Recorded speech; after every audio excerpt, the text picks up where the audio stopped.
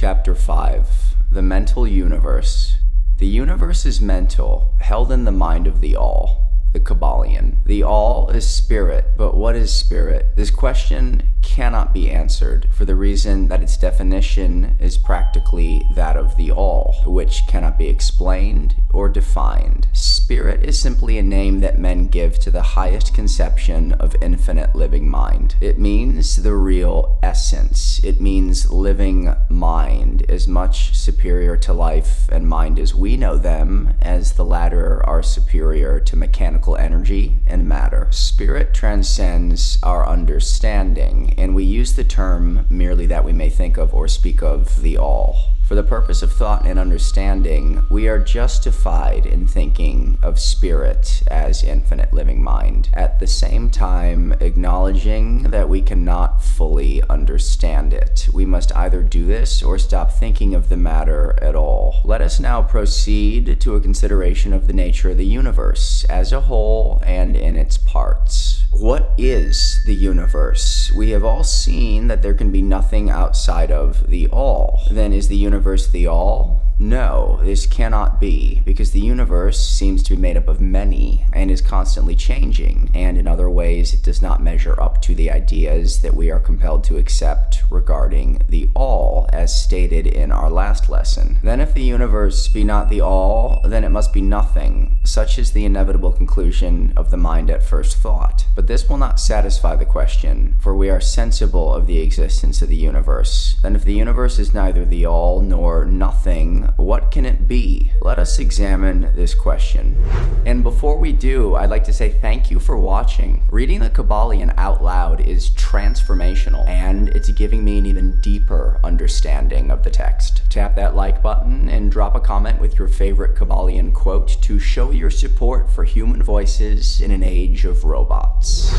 If the universe exists at all, or seems to exist, it must proceed in some way from the All. It must be a creation of the All. But as something can never come from nothing, from what could the All have created it? Some philosophers have answered this question by saying that the All created the universe from itself, that is, from the being and substance of the All. But this will not do, for the All cannot be subtracted from nor divided, as we have seen. And then again, if this be so, would not each particle in the universe be aware of its being the All? The All could not lose its knowledge of itself, nor actually become an atom, or blind force, or lowly living thing. Some men indeed, realizing that the All is indeed All, and also recognizing that they, the men, existed, have jumped to the conclusion that they and the All were identical, and they have filled the air with shouts of, "I am God," to the amusement of the multitude and the sorrow of sages. The claim of the corpuscle that "I am man" would be modest in comparison. But what indeed is the universe, if it not be the All, not yet created by the All, having separated itself into fragments? What else can it be? Of what else can it be made? This is the great question. Let us examine it carefully. We may find here that the principle of correspondence, see lesson 1, comes to our aid here. The old Hermetic axiom, as above, so below, may be pressed into service at this point. Let us endeavor to get a glimpse of the workings on higher planes by examining those on our own. The principle of correspondence must apply to this as well as to other problems. Let us see, on his own plane of being, how does man create? Well, first he may create by making something out of outside materials, but this will not do, for there are no materials outside of the All with which it may create. Well, then, secondly, man procreates or reproduces his kind by the process of begetting, which is self-multiplication, accomplished by transferring a portion of his substance to his offspring. But this will not do, because the All cannot transfer or subtract a portion of itself, nor can it reproduce or multiply itself. In the first place, there would be a taking away, and in the second case, a multiplication or addition to the All. Both thoughts being an absurdity, is there no third way in which man creates? Yes, there is. He creates mentally, and in doing so, he uses no outside materials, nor does he reproduce himself, and yet his spirit pervades the mental creation. Following the principle of correspondence, we are justified in considering that the All creates the universe mentally in a manner akin to the process whereby man creates mental images. And here is where the report of reason tallies precisely with the report of the illumined, as shown by their teachings and writings. Such are the teachings of the wise men. Such was the teaching of Hermes. The all can create in no other way except mentally, without either using material, and there is none to use, or else reproducing itself, which is also impossible. There is no escape from this conclusion of the reason, which, as we have said, agrees with the highest teachings of the illumined. Just as you, student, may create a universe of your own in your mentality, so does the all create universes in its own mentality. But your universe is the mental creation of a finite mind, whereas that of the all is the creation of an infinite. The two are similar in kind, but infinitely different in degree. We shall examine more closely into the process of creation and manifestation as we proceed.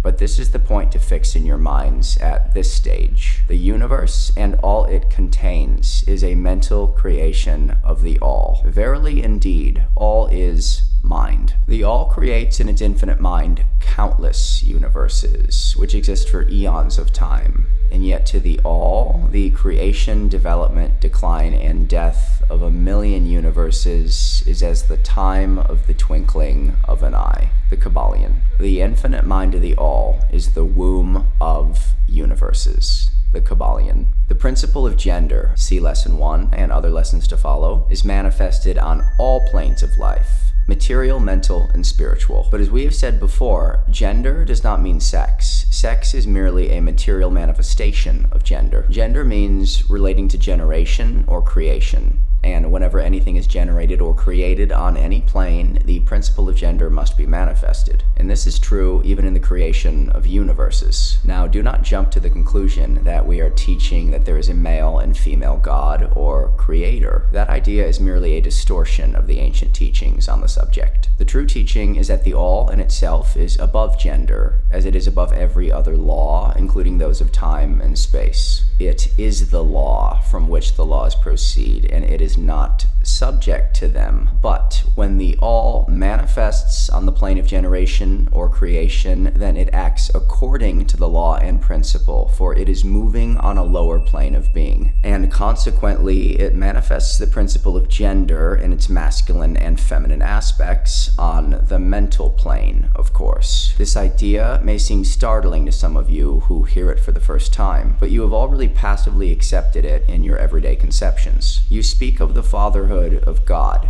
and the motherhood of nature, of God the divine Father and nature the universal mother, and have thus instinctively acknowledged the principle of gender in the universe. Is this not so? But the Hermetic teaching does not imply a real duality. The all is one. The two aspects are merely aspects of manifestation. The teaching is that the masculine principle, manifested by the all, stands in a way apart from the actual mental creation of the universe. It projects its will toward the feminine principle, which may be called nature, whereupon the latter begins the actual work of the evolution of the universe, from simple centers of activity onto man, and then on still higher, all according to well-established and firmly enforced laws of nature. If you prefer the old figures of thought, you may think of the masculine principle as God the Father, and of the feminine principle as nature, the universal mother, from whose womb all things have been born. This is more than a mere poetic figure of speech. It is an idea of the actual process of the creation of the universe. But always remember that the all is but one, and that in its infinite mind the universe is generated, created, and exists. It may help you to get the proper idea if you will apply the law of correspondence to yourself and your own mind. You know that the part of you which you call I, in a sense, stands apart and witnesses the creation of mental images in your own mind. The part of your mind in which the mental generation is accomplished may be called the me in distinction from the I.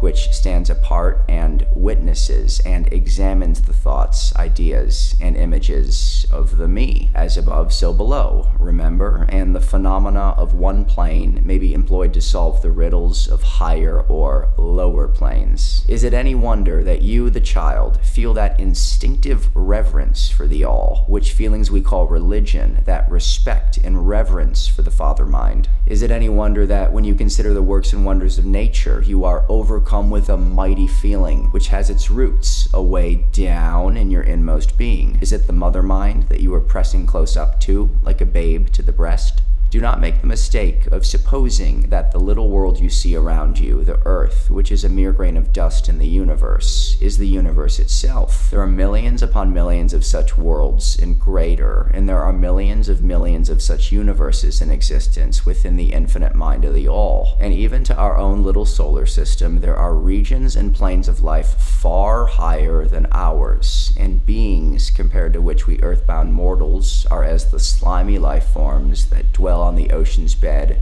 when compared to man. There are beings with powers and attributes higher than man has ever dreamed of the gods possessing. And yet these beings were once as you and still lower, and you will be even as they and still higher in time, for such is the destiny of man as reported by the illumined. And death is not real, even in the relative sense. It is but birth to a new life, and you shall go on and on and on to higher and still higher planes of life for eons upon eons of time. The universe is your home, and you shall explore its farthest recesses before the end of time. You are dwelling in the infinite mind of the all, and your possibilities and opportunities are infinite, both in time and space. And at the end of the grand cycle of eons, when the all shall draw back into itself all of its creations, you will go gladly, for you will then be able to know the whole truth of being at one with the all. Such is the report of the illumined, those who have advanced well along the path. And in the meantime, rest calm and serene. You are safe and protected by the infinite power of the Father-Mother Mind. Within the Father-Mother Mind, mortal children are at home, the Kybalion. There is not one who is fatherless nor motherless in the universe, the Kybalion.